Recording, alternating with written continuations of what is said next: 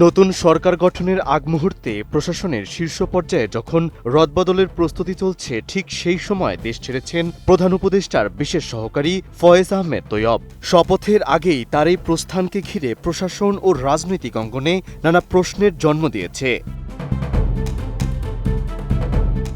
ঘটনাটি ঘটে 14 ফেব্রুয়ারি সকাল 10টার দিকে ঢাকার হযরত শাহজালাল আন্তর্জাতিক বিমানবন্দর থেকে তিনি জার্মানির উদ্দেশ্যে রওনা হন।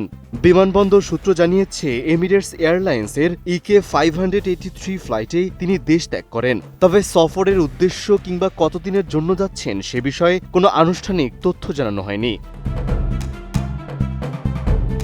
ফয়েজ আহমেদ তৈয়ব মূলত নেদারল্যান্ডসের নাগরিক। পেশাগত জীবনে তিনি একটি বহুজাতিক প্রযুক্তি প্রতিষ্ঠানে সিনিয়র সফটওয়্যার সলিউশন আর্কিটেক্ট হিসেবে কর্মরত ছিলেন। অর্থাৎ সরকারি দায়িত্বের পাশাপাশি বিদেশে তার পেশাগত ও বসবাস সংক্রান্ত যোগাযোগ আগে থেকেই রয়েছে। খুলে বলো ফ্যান্টাস্টিক নিমো খালাল বিস্কুট খায় সানিও স্ট্যাটাস দিছে ফ্যান্টাস্টিক।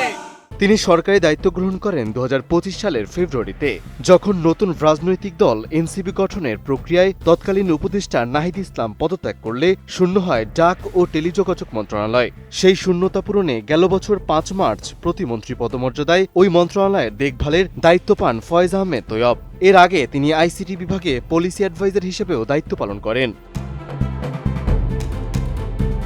নির্বাচন শেষ হওয়ার ঠিক এই সময়ে তার দেশত্যাগকে বিচ্ছিন্ন ঘটনা হিসেবে দেখছেন না বিশ্লেষকরা। কারণ একই সময়ে সরকারের একাধিক গুরুত্বপূর্ণ উপদেষ্টা ও উচ্চপদস্থ কর্মকর্তারা কূটনৈতিক বা লাল পাসপোর্ট ছেড়ে সবুজ পাসপোর্ট নেয়ার উদ্যোগ নিয়েছেন। নির্বাচন পরবর্তী সম্ভাব্য প্রশাসনিক জবাবদিহিতা, আইনি জটিলতা বা সরকারি আদেশের বাধ্যবাধকতা এড়ানোর চেষ্টা থেকে এই তৎপরতা বাড়ছে বলে ধারণা করা হচ্ছে।